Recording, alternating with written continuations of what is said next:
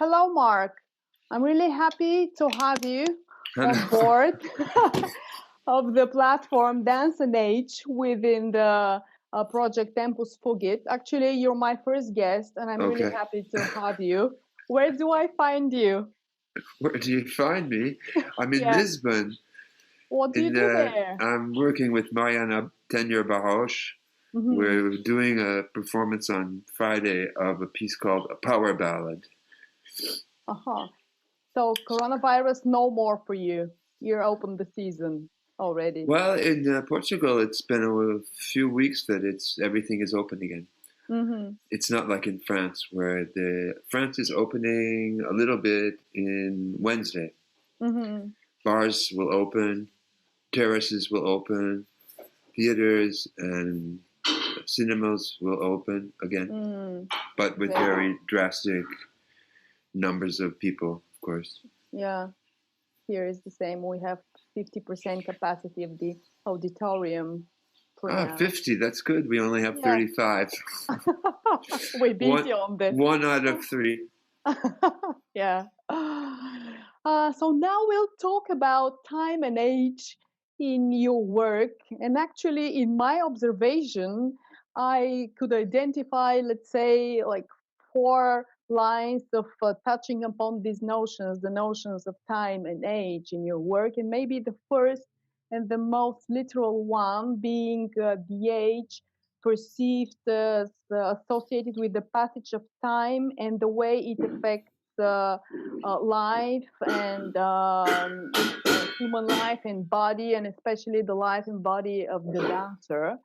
And here, if now you would let me start the conversation with part of your letter that you wrote me when I invited you first initially to participate. And if I may quote, you wrote, and the quote starts, "When I turned 60, I began to feel the effects of aging and ageism, personally in terms of my body and spirit, and socially in terms of how people and institutions look at me and my work. Are we going to retire soon? The wheel turns you now. You can't go on forever, you know. Now, 67, I've been forced to reassess my possibilities and strategies. It's confusing when the outside world keeps telling you to pass the hand.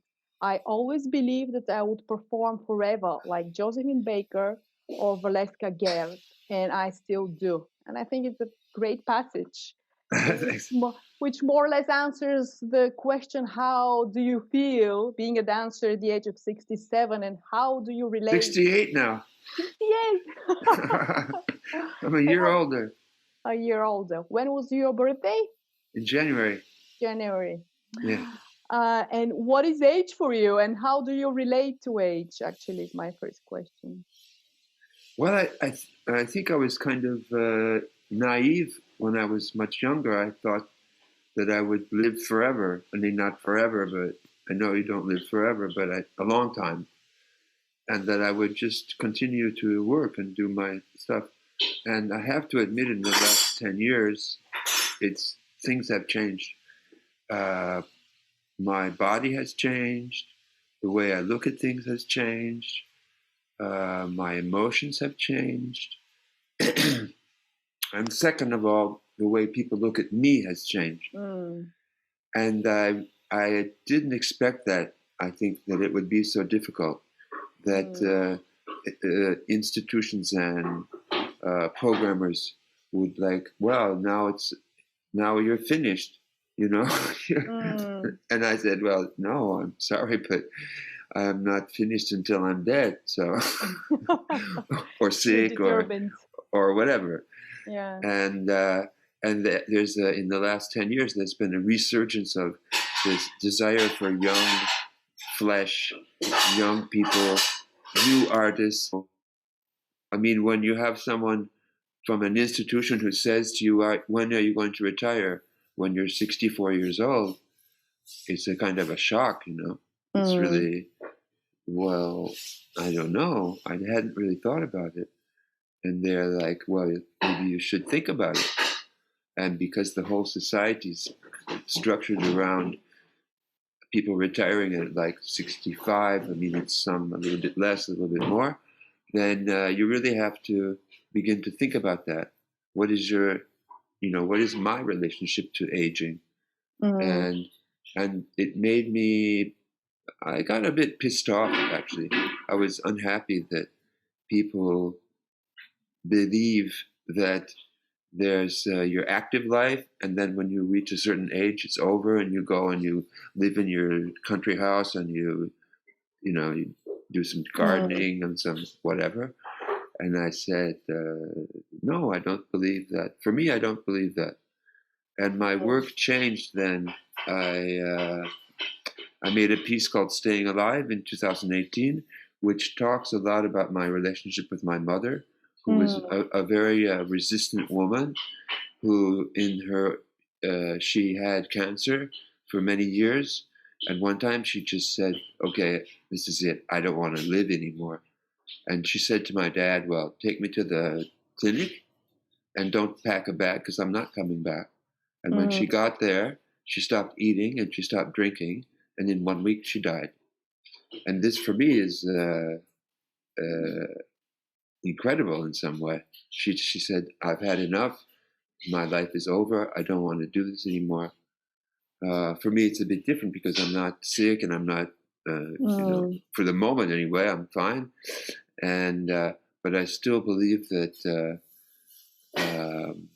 as my body ages and there's things I can't do anymore, I find it interesting to find new solutions. My work has become much more verbal. There's a lot more text than before, when it was more physical and movement oriented. And I sing a lot, but I always sang quite a lot. But I don't think I sing more or less, but I sing very much, and that's also related to the voice ages, but it ages slower than the body, I think. So I'm just wondering, how long, I'll see, how long do I want to go on? How long does it feel good it feels always for me great to be on stage, so that's not a problem for me. But it's a question of, respecting yourself and your desire to continue. Yes. And since actually contemporary dance is not so much about virtuosity or technical perfection, it's about human artistic personality, charisma, ideas, presence, about so many other things. The power of the individual actually is on stage, is what is present on stage. So I don't actually think that an elderly character or body could be perceived as a disadvantage. Actually, on the opposite. So I would like to ask you, in your opinion, what do you think an older body and a more mature individual can bring into the dance? Vulnerability.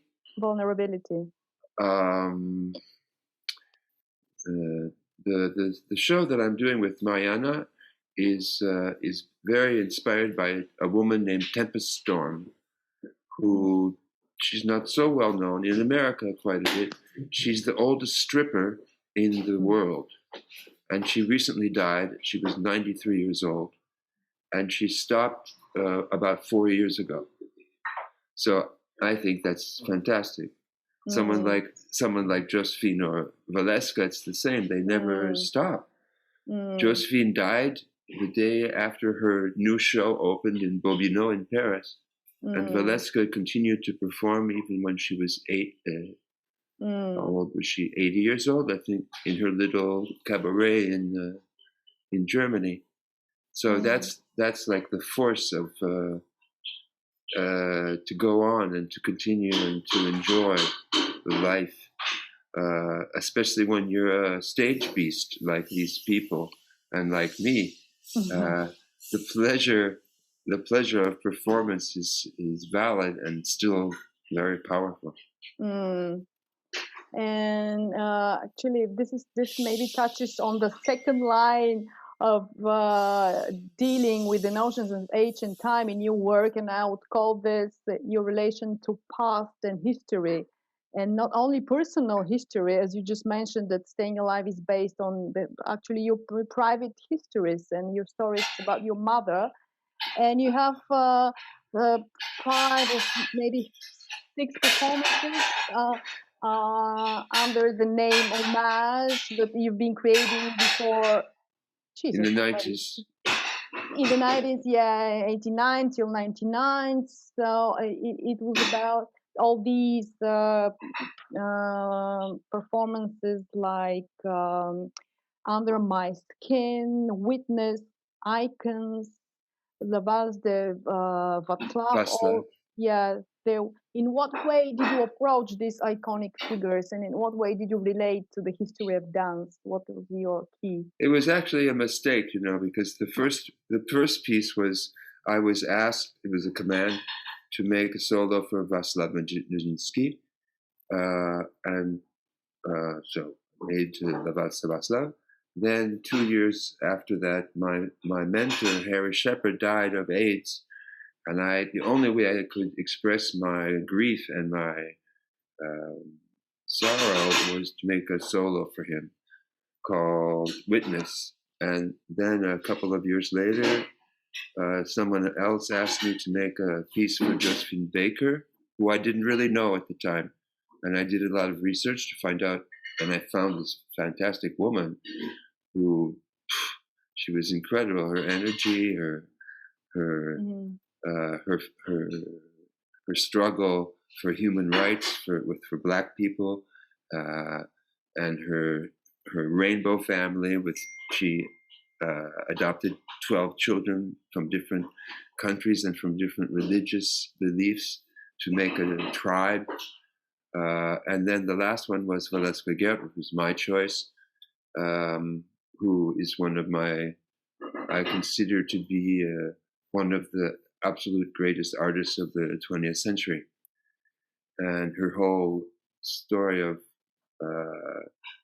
grotesque, they call it grotesque, and she used that for a while, but then she said it's not grotesque, it's just life, and it's now, because she didn't work with the past, she worked only with the present.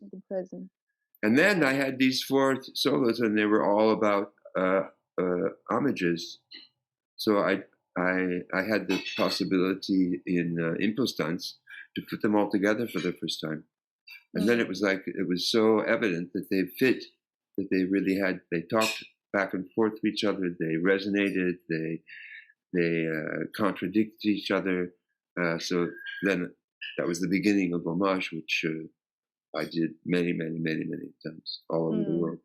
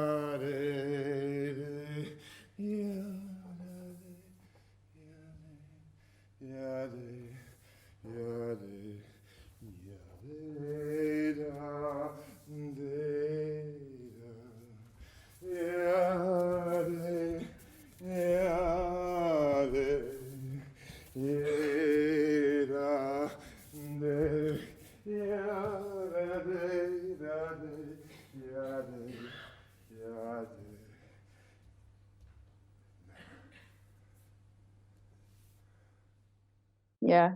And what happens after you take the coat off? You said that it was the most interesting part.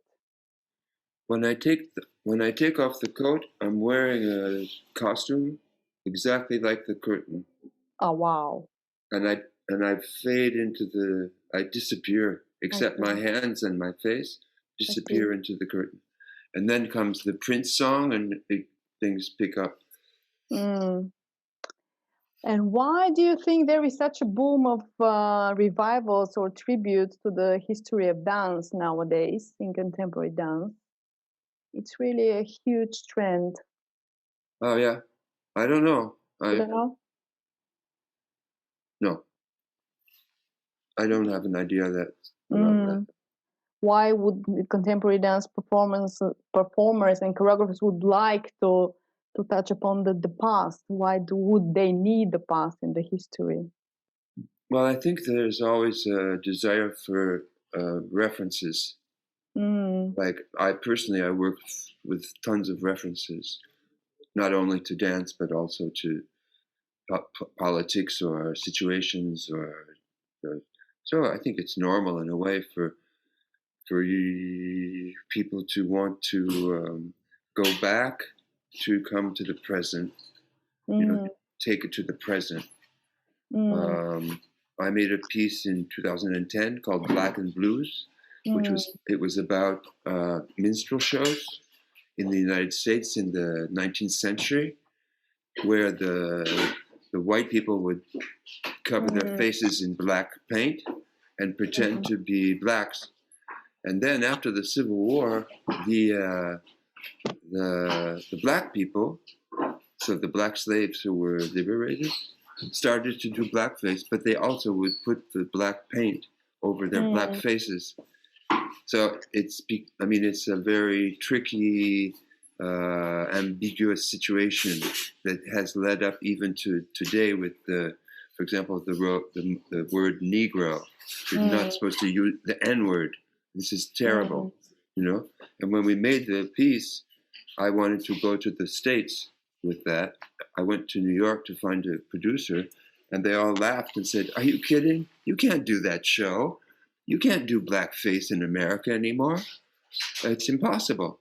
You'll have people manifesting outside in the street, So it didn't happen. In Europe, it was okay because people have a more subtle relationship somehow with politics. Americans, it's either black or it's white. It's not. There's no gray. There's no in between. So. And actually, sorry. No. Yeah. This leads me to another line of relation of your work to age and time. Age also being a place for articulating critical reflection towards the fixed structures of the society, towards political correctness, let's say. So in this show in particular, you try to balance these opposites, black and white, slave and master.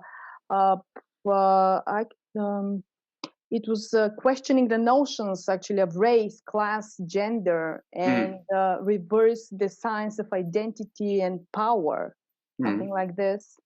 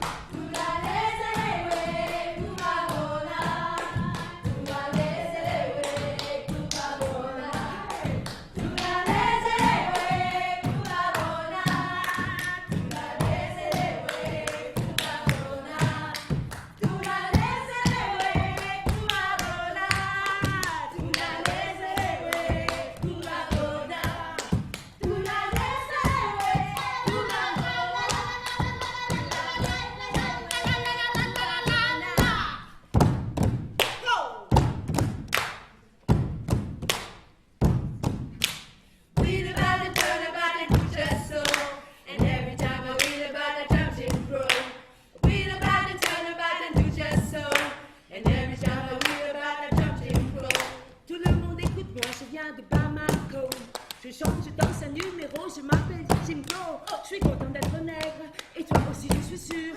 On chante, danse toute la nuit et on joue tous les jours. Read about it, turn about and do just so. And every time I read about that jumping crow. Read about it, turn about and do just so.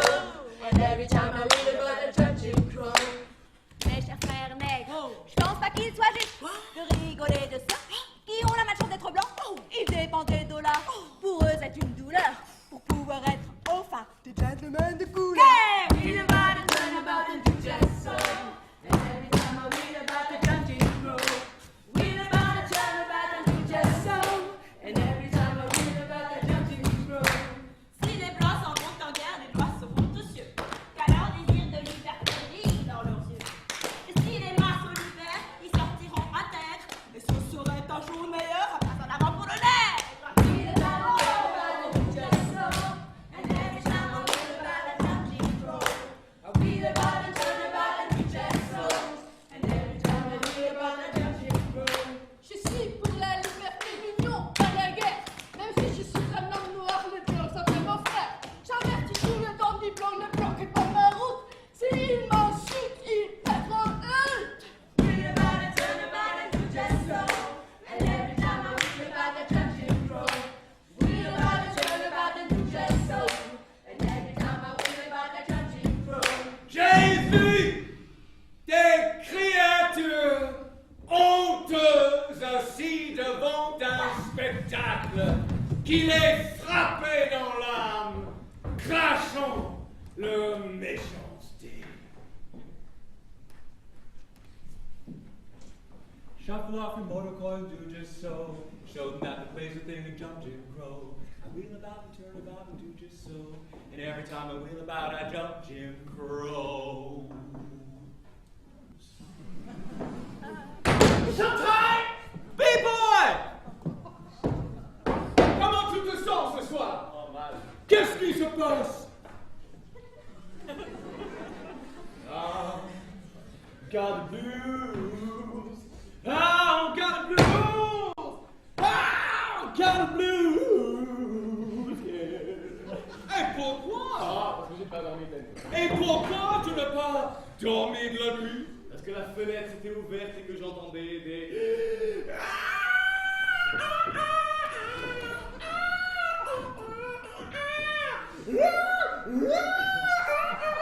Et tu ne pouvais pas fermer la fenêtre? Non, j'avais pas la force de traverser la rue. Comment ça, traverser la rue? Ben oui, c'était celle de la voisine. Eh ben, celle avec des beaux... Non, celle avec un gros... C'est pas celle avec laquelle tu faisais... Non, celle avec laquelle je... C'est elle qui faisait du bruit. Non, c'était sa chatte. Ah bon? Alors, qu'est-ce que t'as?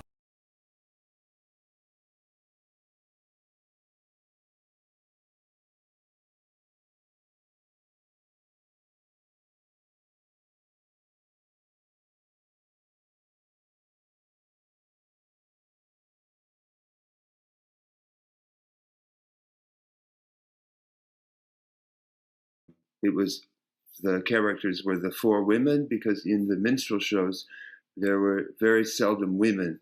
So I decided to have two women and two black women and two white women, which was absolutely not possible at the time. Mm. And then to have the character of Uncle Sam, who represents the nation, and he's kind of a stupid, ignorant, power freak. And the younger guy is a young Jew from the ghetto who's becoming a big pop star.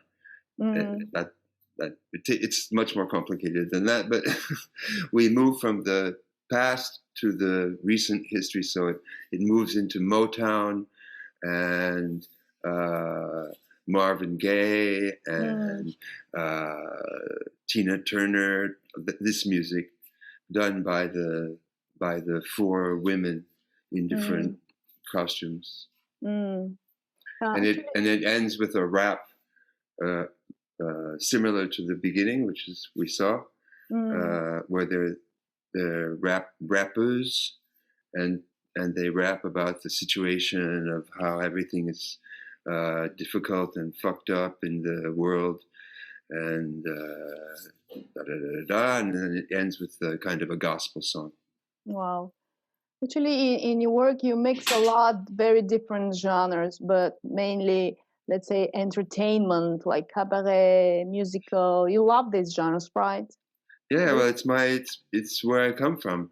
Yeah. I mean, when I was a kid, I was fascinated by Broadway and comedy musicals, and I think that just, and also much later, it became a tool to go somehow against the bourgeoisie, because a lot of people don't like this kind of trashy, camp mixing genre, ambiguous, not knowing what is his point of view. They want to feel like I got it, and I never give it in that sense. It's always many possibilities. There's no one way I think about stuff. And let me go back to Staying Alive. Actually, it's one of your recent shows. Somewhere you said that it was inspired by the feeling of what it's like to be characterized as old, as like you have your career behind, and you're told to dance, to create, to move. Do you think it was conceived as a reaction to this silent injunction to go into history? And what is your point of departure? Well, as the title implies, Staying Alive. How do you deal with the process of aging? And I connected it to my mother because of the story I told before of how she really fought to stay alive, and then she fought to die. So this was important for me to make this connection. And in Staying Alive, it's very autobiographical, more than my other works. I talk a lot about my childhood and being a young man. And the idea, I think, was to see if I could create an empathy with the audience about being a human being. It's not all bright and sunny, and it's not all horrible and disappointing. It's a whole layer. I mean, it's a whole spread of possibilities, and I wanted that to appear in the piece. I think for some people they found it very melancholic or depressing, like it's his last show. And I said, "That's not my last show. It's the show. It's the show now. But that doesn't mean it's over. There's no. You'll know when it's over." And can we say that in your work you're like trying to reclaim the presence of the non-fictional body, because your body, it's a very real one. It's a non-fictional body. How do you see this? I never thought about that, but I think in some ways, yes. I think that, I mean, the whole thing of aging is that I'm interested in what my body can do now. And I'm interested in showing and sharing that with the audience. So I think that creates already a lot of vulnerability for me, but also for the people who watch, because they have to ask themselves the question of their process of aging, and this is new. Staying Alive was really a new step for me. I hadn't made a full evening solo in a long time, and I had a lot of things to relate. I had a lot of things to tell about my, starting from my own life, but extending it towards, everybody has lost someone. Everyone has had a heartbreak. Everyone has had maybe a sickness, and that's what I wanted to talk about most. And did you see any risk in this performance? Where would you see a risk in there? Well, there is one scene in the beginning that's quite risky. After I come through the airport labyrinth with my past and present objects. I come to the frontier. I come to the, and I get controlled, and it's quite intense. I wasn't sure if I should do it because I get naked and I get fucked by the metaphorically, I get fucked by the system. But at some point, I decided that it was perhaps difficult for people to see, but it also had something very real about it, So we decided with my team to go for it. It's a beautiful piece, really, very poetic, very melancholic, very. You provoke empathy in the audience, in the viewer. Mom, tu m'entends? Je suis vraiment désolé que j'ai pas pu venir plus tôt.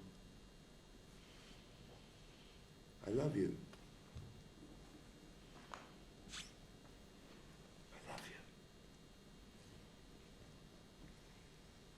Je savais qu'elle pouvait m'entendre et qu'elle m'avait attendu.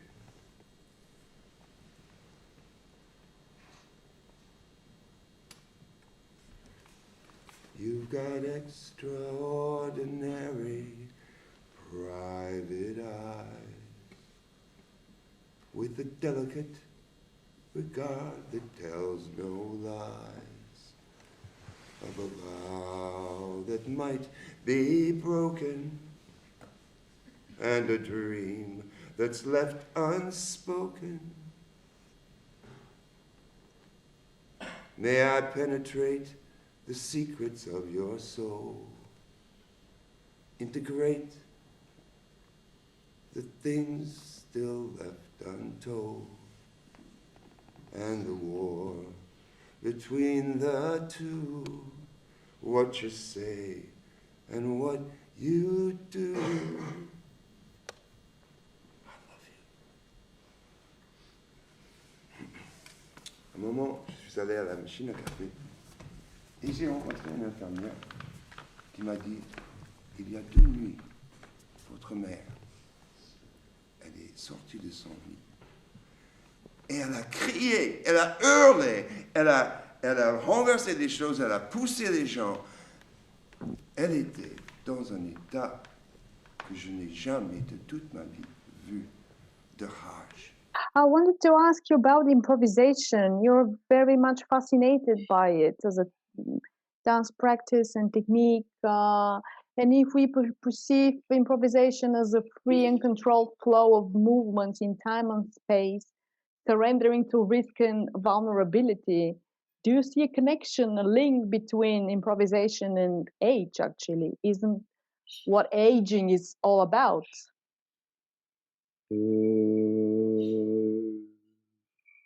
It's again a... No, not really. No. I mean, only in the sense that as you age, you there's things you can't do anymore. So you have to find new ways to move and to respond to that.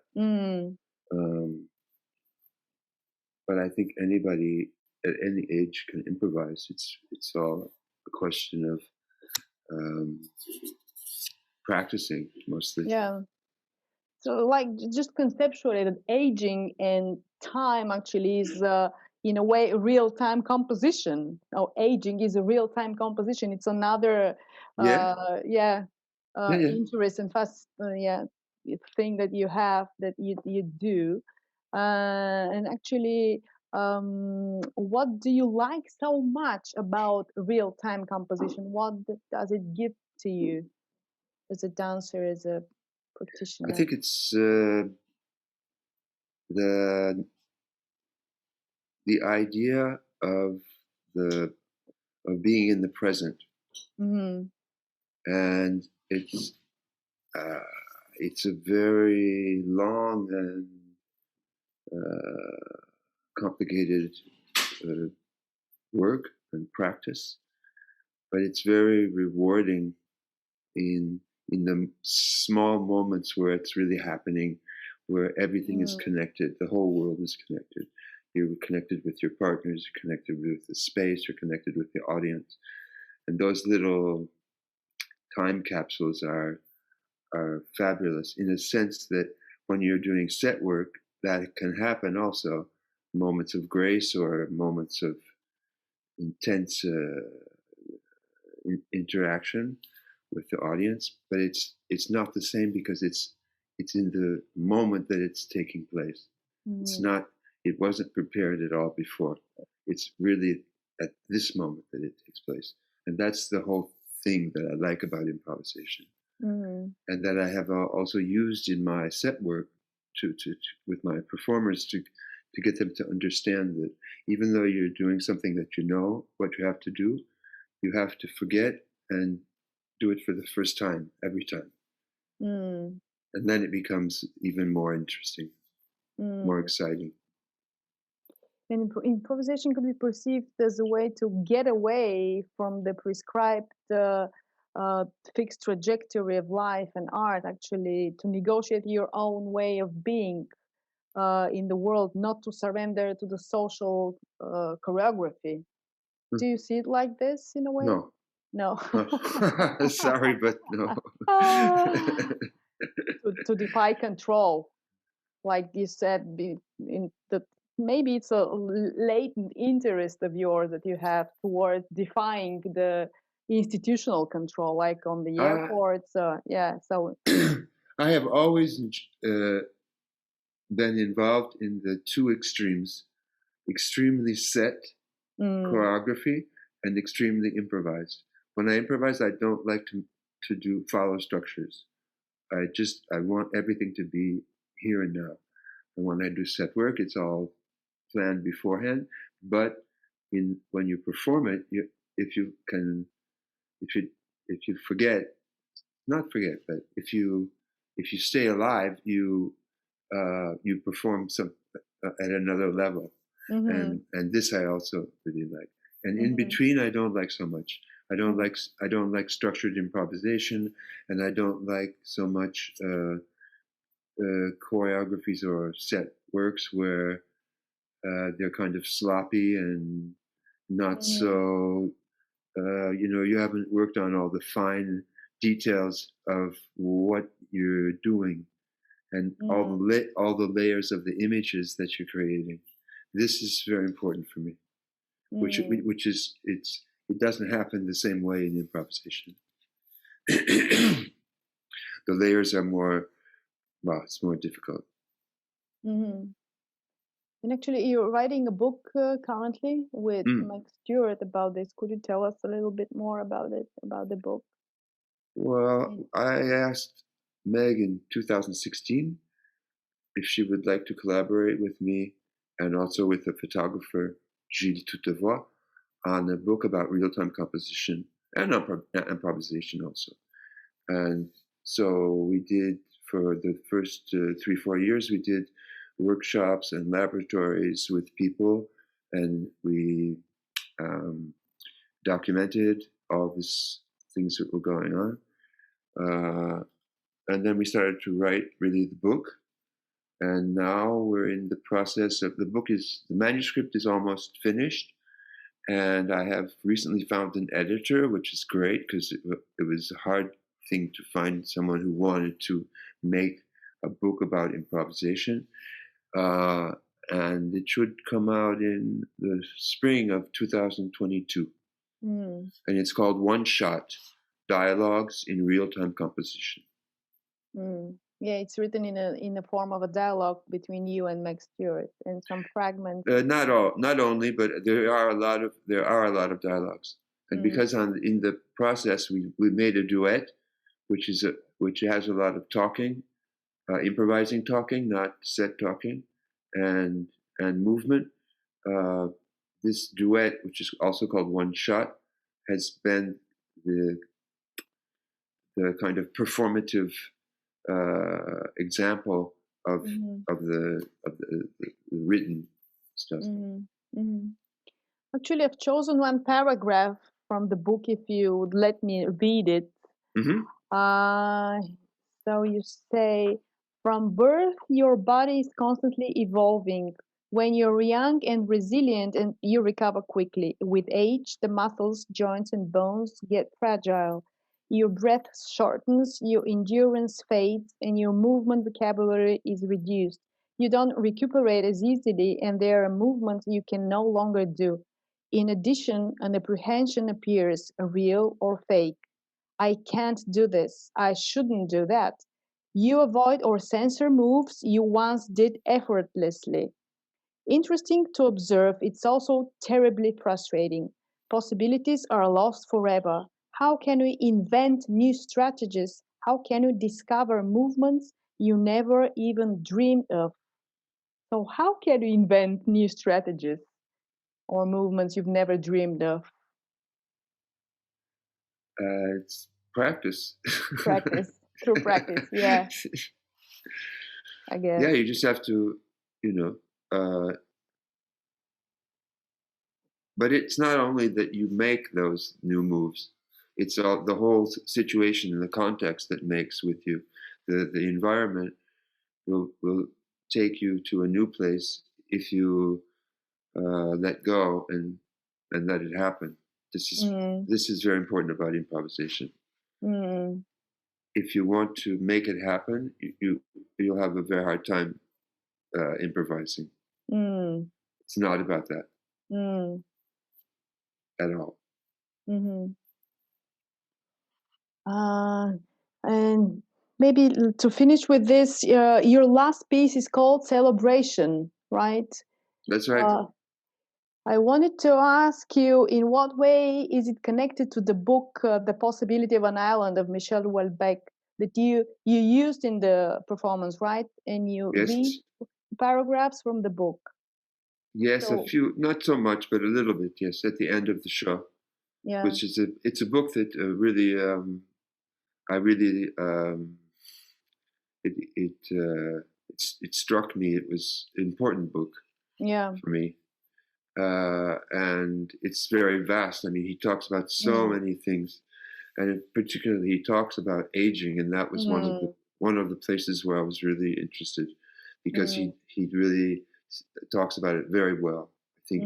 I mean, it's very hard to read, but it's quite violent, because he says that the old people, they just get thrown into homes to die, or they just get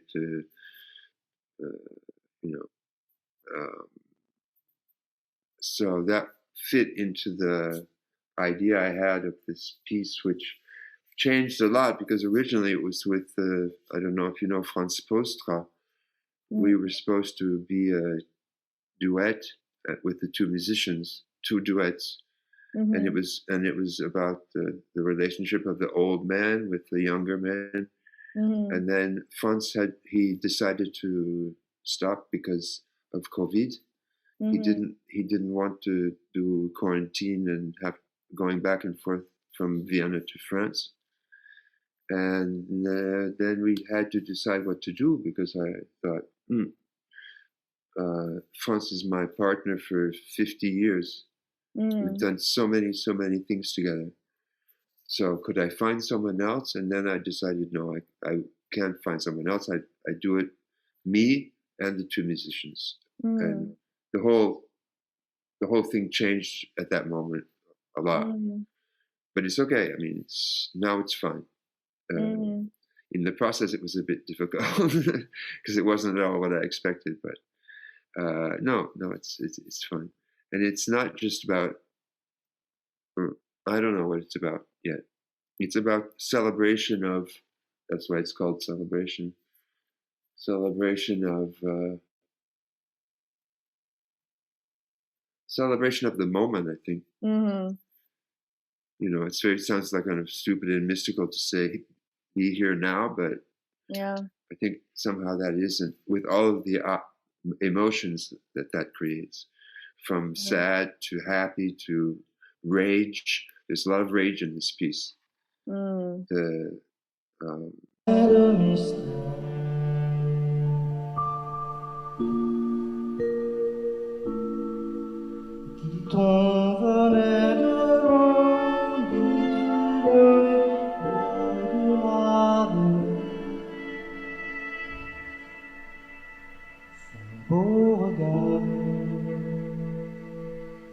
étrange semblait connu.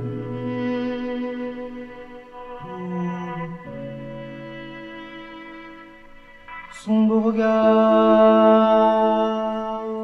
étrange et doux semblait connaître.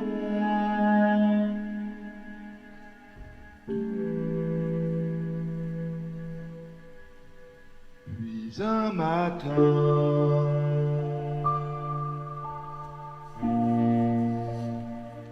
il est passé sur mon genou.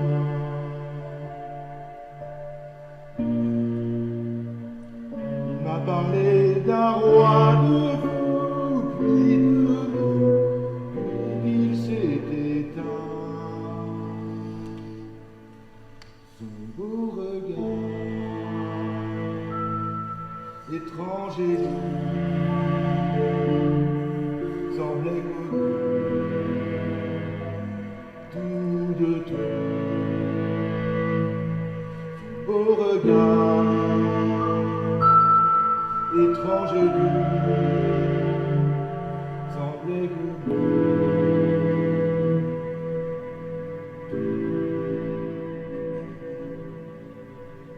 There was a boy,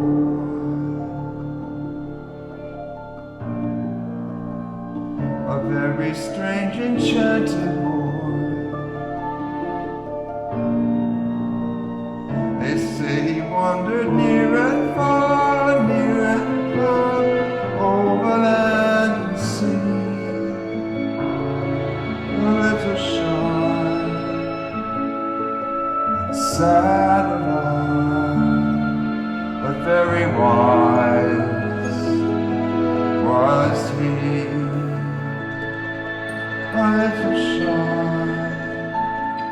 but sad of eye, but very wise was he. And then one day, a magic day, he passed my way. And while we spoke of many things, fools and kings, this he said to me, the greatest thing you'll ever learn is just to love and be loved. The greatest thing you'll ever learn is just to love and be loved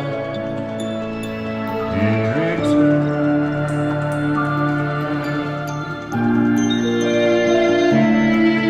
In return.